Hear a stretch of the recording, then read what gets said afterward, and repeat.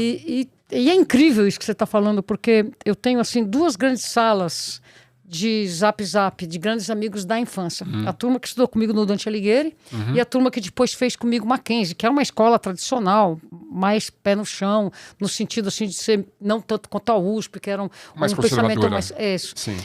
A divergência de opiniões políticas entre uma sala e outra é gritante. Claro que eu nado de braçada, nado do Mackenzie, que eu me sinto um pouco bem mais à vontade, que tem o olhar social incluído na vida, né? Então, importante isso. A arquitetura foi uma coisa interessante. Mesmo dentro de uma escola como o Mackenzie, a gente criou um olhar de pensar na cidade para as pessoas. Muito embora não fosse essa a temática da época, né? Eu vivi numa época que a gente herdou um jeito de fazer cidade como se fez Brasília. Automóveis. Para os automóveis. Sim. Cidades feitas para pessoas com tronco, cabeça, tronco e rodas motorizadas. Apesar de ser um arquiteto comunista, né? Incrível isso, ele né? Ele era comunista, não é? Quando ele morreu, um texto que derrubou o site da ESPN foi um texto que eu escrevi quando eu realmente fiz uma análise crítica chorosa, porque era eu criticando a obra do Niemeyer e todo o seu grupo por não contemplar a pessoa na cidade. E ainda fiz essa correlação de ser comunista. Né? E um humanista, né?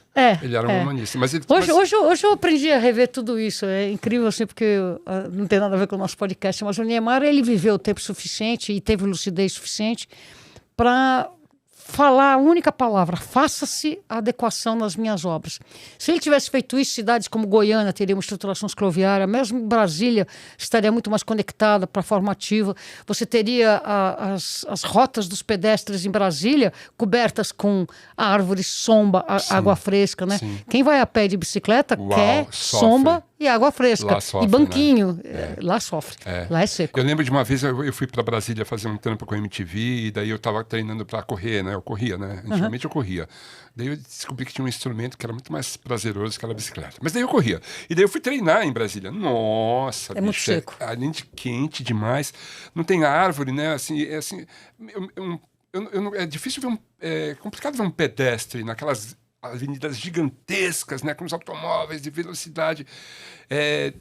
Não é muito humano, né? É meio cerrado também, né? Então, assim, mesmo que se você coloque as árvores nativas, elas são baixas de pouca cobertura, né? Então não tem muita Mas a sombra. gente tem paisagismo para mudar isso, claro, né? Lógico. Quando eu fiz um filme chamado Elo Perdido, Brasil que Pedala, foi um outro filme, foi um filme chamado Bicicleta Brasil, o Bicicleta Brasil Pedalaram Direito, que retrata uma história que nós fizemos, que a gente pedalou de Paraty até Brasília para enaltecer o fato de que a bicicleta, neste novo Código de Trânsito Brasileiro que entrou em 98, ele incluía a bicicleta. E aí eu fui falar com o senador Cristóvão Buarque, que na época, quando nós chegamos pedalando em Brasília, era o governador do distrito. E foi interessante porque eu cheguei de bicicleta na cidade de Brasília, montei a bicicleta, era um domingo, e saí pedalando pelo Eixão. Uau! Cara, alta velocidade. Não tinha carro, né? Porque tava chão, era domingo. Então, assim, se sai do aeroporto realmente muito complicado, é difícil. Aí eu entrei nas asas, onde o pessoal no fim de semana fica aberto. Quando eu cheguei na zona central, onde eu tinha que entrevistar o Alexandre Manzan, eu cheguei tão seca, tão... parecia uma uva passa pedalando. Imagina. Cara, eu passei muito mal.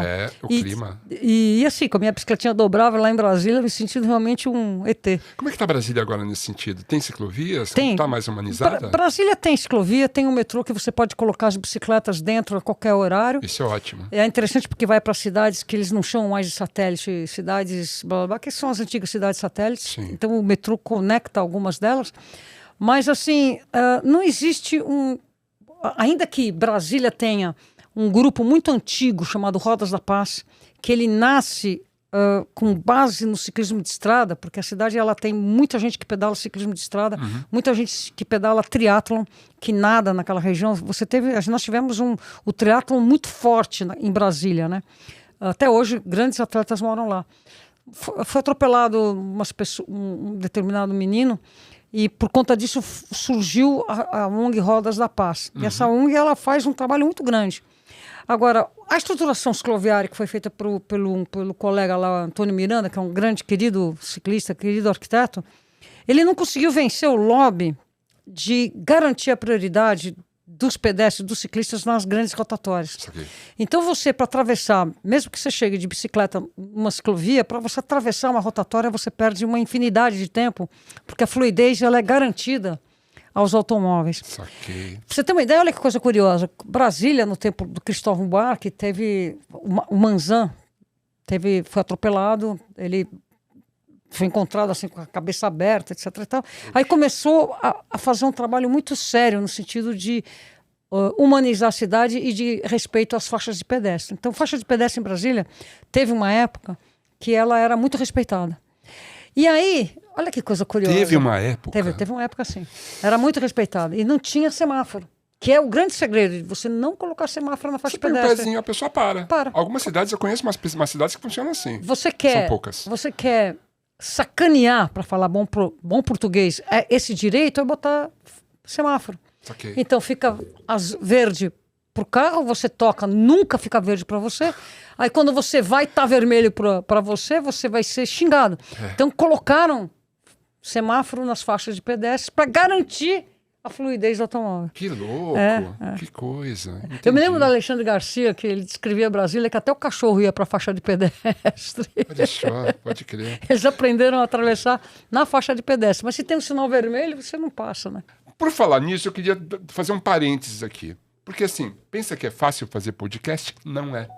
Pensa que é fácil manter isso aqui, assim, com esse estúdio maravilhoso, com essa equipe incrível, trazer os convidados? Não é.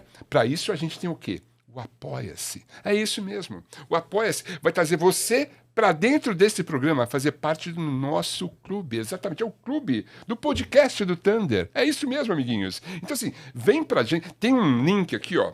Você tá vendo esse link? Então, vai lá no link, pim, clica no link, pim, e daí você vai fazer parte desse clube, entendeu? E pim. E daí, né, porque daí a gente consegue fazer isso aqui rolar de uma forma mais orgânica e mais fluente. Será que você me entende?